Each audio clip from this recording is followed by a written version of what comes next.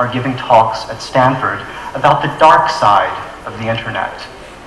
We, my friends, are part of that dark side, and slowly but surely we are being obscured from public view by technological means, such as the failure to index a website at a major search engine, and by a growing belief among people who get onto the internet from home that you have to go through some kind of portal, AOL or Earthlink is going to get you there. And they are, of course, directed where to go from this initial spot at which they encounter the internet. I should probably talk about what marijuana has done for me besides just provided some relief from my naturally depressive nature. I also, like the poets who have spoken before me, use it to think. And a lot of the thinking that I've done while using marijuana has been about the drug war. It's an obvious thing to come to one's mind. I've been smoking pot pretty regularly since I was 15 years old. And for me, that was during the Reagan years, just to say no. I was slightly rebellious, but also there was a definite positive attraction. I knew that this drug provided something useful to me, that I needed, that I wanted. I won't say that I needed it, but I wanted it. And it has continued to provide this kind of enhancement. I have spoken to Buddhist friends of mine who practice meditation better than I do, and they find that it can be a useful tool for attaining those states, just as Laura mentioned a moment ago. And it can be useful for the invention of ideas, or for examining a problem from another perspective.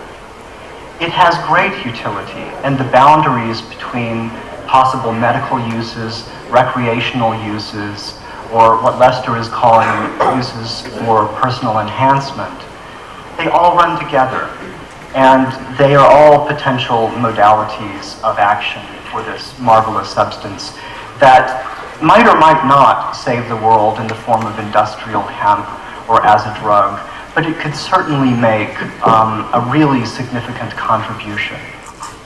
I think that marijuana prohibition in this country will end because too many people of all political stripes and of all socioeconomic classes use it, approve it, wish to continue using it, and would prefer to do so in the open. There is, I believe, great hope for change.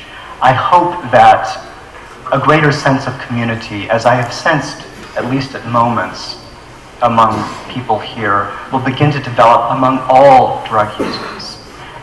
It's not just marijuana. It's a drug war that we're fighting against here. And that, I think, is my 10 minutes. Thank you very much.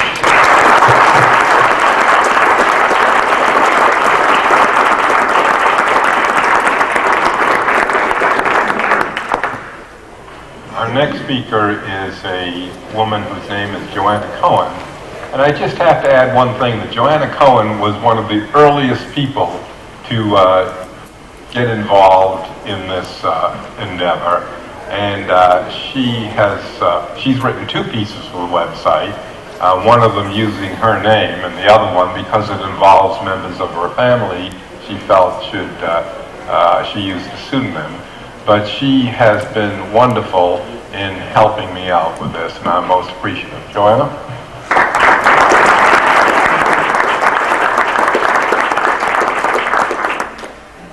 Thank you. The first thing I will do is give everybody a caveat. I've been a recent victim of the flu that has been raging in New York City, so if my voice tends to move toward the aging femme fatale sound, I apologize in advance. My name is Joanna Cohen. I am an educational researcher and curriculum writer at a major educational corporation in New York. And I have been a marijuana user since high school. This is sort of an interesting experience. I feel a little bit like I'm at an open mic night at some kind of a small coffee house. Hi. Now I'm going to play Kumbaya. We are obviously not experts. We are the regular people who some of you know, some of you don't, probably remind you of your friends and family. And that is why what we're doing is so important. We've been discussing a lot this weekend the concept of the culture of shame and how a very important step towards changing awareness about marijuana policy in this country is ending that. And that is what we are hoping to do a little bit today and more in the future with the website and hopefully the book.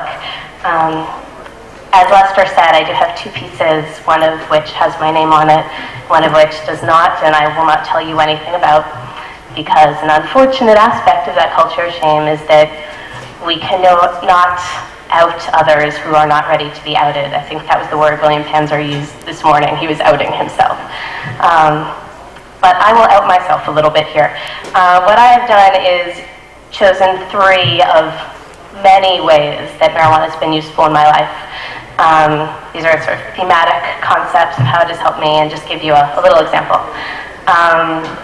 The 3 ways are, first, introspection and reflection, secondarily, creativity, and third, intimacy often is expressed through trust. An example that brings me through each of those, though they may also occur separately, is dance and choreography. I know a lot of the people up here are creative people in some way, in the traditional creative sense, and this is sort of that traditional route. The first part, introspection and reflection, as a dancer and choreographer, being attuned to very specific body movements is a very important part of being aware of what the options that you have are and using that body in new ways. So if I'm working on a new piece, I'll often basically smoke and dance and play and look at what happens. Through that process, your mind is also opened up to greater creativity. A lot of people say that when you're high, you have many, many more thoughts about a variety of issues than you would have normally. Unfortunately, in the morning, some of those may not hold up, which I think is something that we all acknowledge. It is an important tool for brainstorming in that creative way. So I will use it in that way. And third, intimacy and trust, that generally occurs with the people with whom I'm working. Smoking with other people, as I'm sure many of you are already aware, is a unique way to gain closeness with them. And going through a creative process with another person, using that together has some very powerful effects. Just to give you a couple of much briefer examples of how the 3 concepts may work separately, and to show that you don't have to be a writer or a dancer to get use out of this substance. Introspection, reflection. Fantasia 2000 has recently come out. I don't know if anybody has seen it. It is showing in New York in IMAX, and I saw it recently. Hi. And appropriately. And I was uniquely able to pick out different strands of the music and kind of focus myself in and just explore it in its specifics in a very different way than just kind of observing this very large screen with The Sorcerer's Apprentice and flamingos with yo-yos, which is a new addition to it. For the creativity aspect, and by way of also bringing in something that hasn't been discussed yet in the ways that people use marijuana. I have a close friend who is a geneticist, and I do a lot of editing for him. And sometimes if he needs to wrangle through a problem, it's setting up an experiment or writing a paper, we'll get high and we'll talk about it and often come to some interesting conclusions. And we've actually found that quite a lot of the pieces that we have received have been from scientists, which anybody has engaged in any science knows is actually a fairly creative pursuit. And it seems to be very helpful to these individuals. And my third example of intimacy and trust is traveling and basically meeting strangers the way that we're doing this weekend. I am a very passionate traveler, and in traveling around the world, many diverse places, some of the expected ones like